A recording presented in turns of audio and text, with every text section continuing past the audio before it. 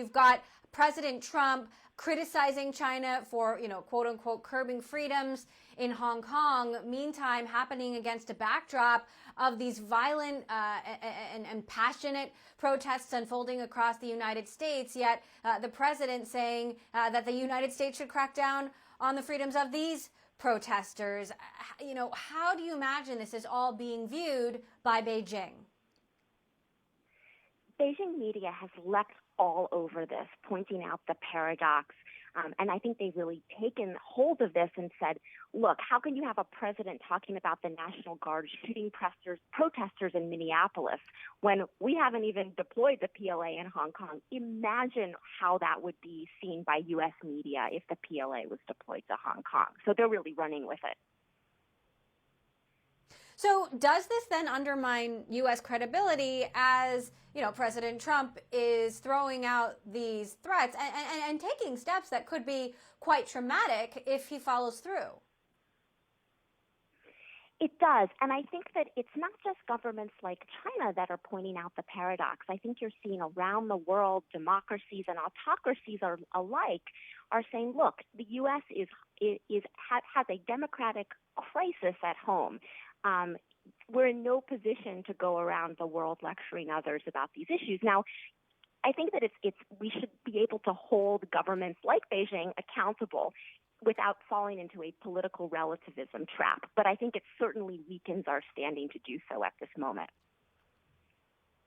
Now, Chinese government officials have told state-run agricultural companies to pause purchases of U.S. farm goods, including soybeans. What does this mean for the U.S. economy? What does this mean for the U.S.-China tension?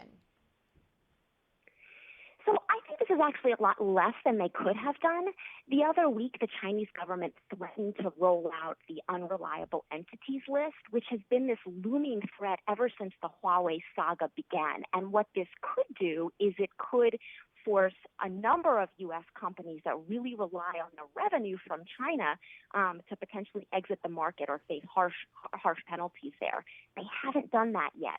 So we're still waiting to see how will Beijing retaliate against a spate of measures that are coming out in the United States.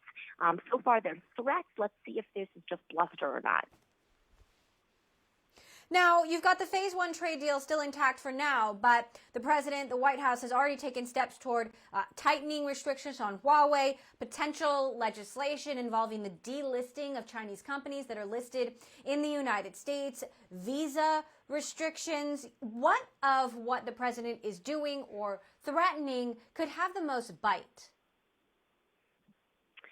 So there's a whole lot going on right now. I think that the actions against Huawei, the actions against Huawei and the bill that would compel Chinese companies to delist from U.S. stock exchanges, these to me are the things to watch. These would have the biggest bite.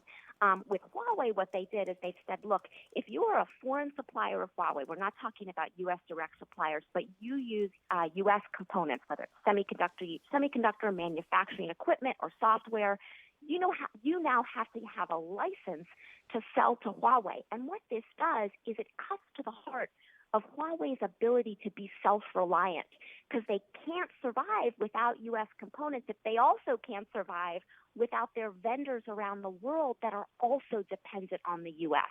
So that's number one. The threat to delist Chinese firms, it's called the Holding Foreign Companies Accountable Act. And what this says is Chinese companies would have to certify that they're not under the control of a foreign government, or then essentially, if that doesn't happen for 3 years, delist. What that could mean is you could see companies like Alibaba, Baidu, JD.com, and others actually delist from U.S. stock exchanges if it comes to pass. Meantime, all of this is happening against the backdrop of a pandemic. Of course, President Trump has blamed China for the coronavirus and for mishandling the coronavirus. You've had similar accusations coming out of Beijing about the United States. How could all of this play out in an election year for President Trump when, a lot of what he's doing, especially with regards to China, is further mobilizing his base? So if you are Trump looking at an election year and you have 100,000 U.S. lives plus an economy that is back to levels not seen since the Great Depression, what do? You blame China. I think that particularly in swing states, particularly in purple states, the Trump administration was really relying on the health of the economy to be a boon and help him get over them at the margins to win this election. And now, I think you have to blame China. Otherwise, this catastrophe is on your hands, and I don't see how he gets through the election otherwise.